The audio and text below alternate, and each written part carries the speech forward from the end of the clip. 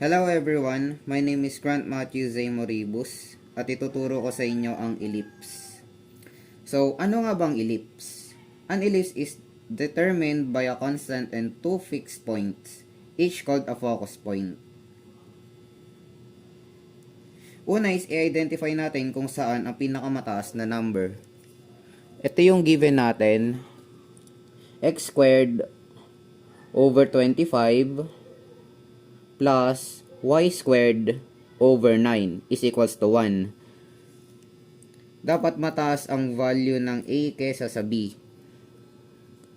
Kaya yung 25, ito yung magiging a. So, nasulat ko na siya. Ito yung magiging a natin, 25. At yung b, yung pinakamababang number. Tapos, ito pala yung dapat nating alamin. Kapag magkatabi yung x, tapos yung a, pinakamatas na number, ito siya.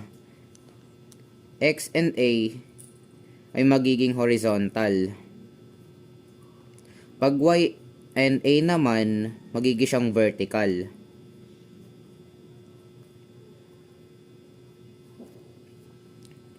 So, start na tayo sa gagawin natin. So,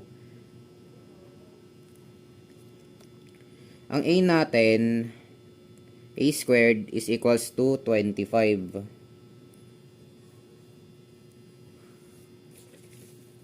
Tapos, isi-square root natin siya. So, 25, square root na ng 25 is equals to 5. Tapos, sabihin naman, yung given natin dito na 9. Square root ng 9 ay 3. Tapos sa c naman, so paano natin hahanapin yung c? C squared. Ito yung formula ng c squared. So, a squared minus b squared. So, 25 minus 9 is equals to 16. Tapos, hanapin natin yung square root ng 16. So, ang square root ng 16 ay 4.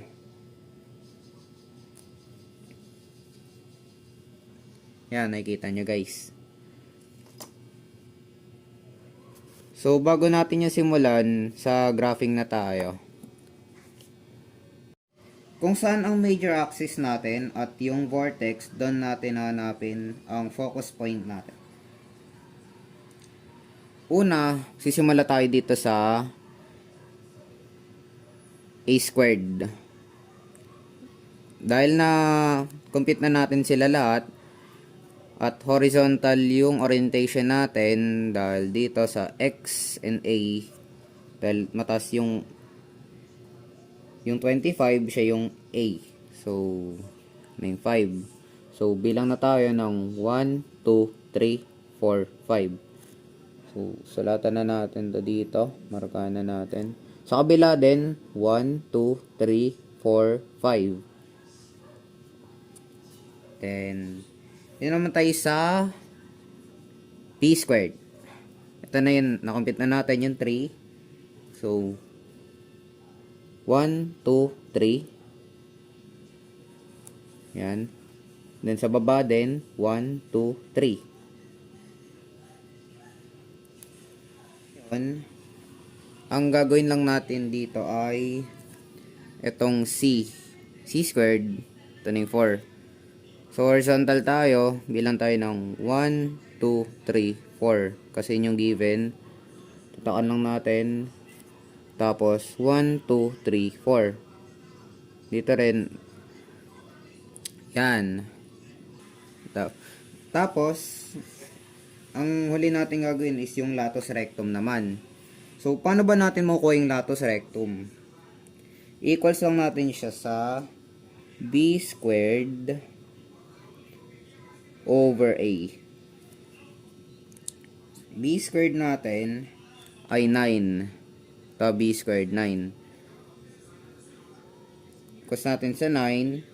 Tapos, yung a natin, saan ba? Ito. Yung square root ng 25 magiging 5. So, lagay lang natin tong 5. Over na natin. Tapos, i-divide natin.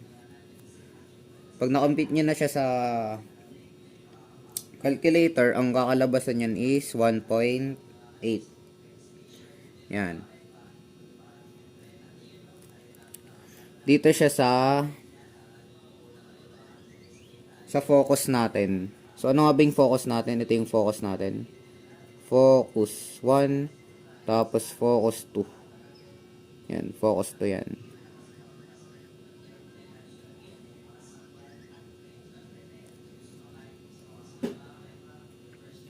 Bibilang lang tayo ng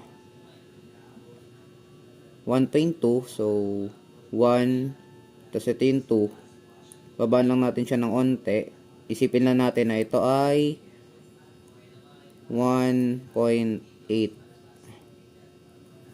Tapos dito rin guys, 2. Babaan na natin ng onte. Tapos 1.8.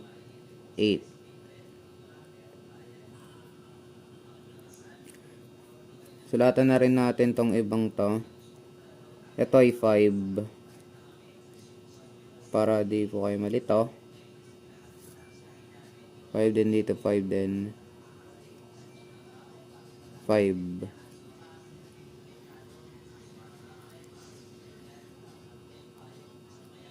V2. Tapos V1. Yan. Ito naman sa 3. W2.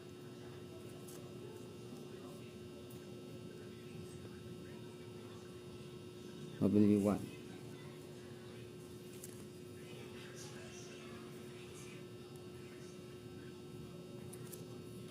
Tapos dito rin 3.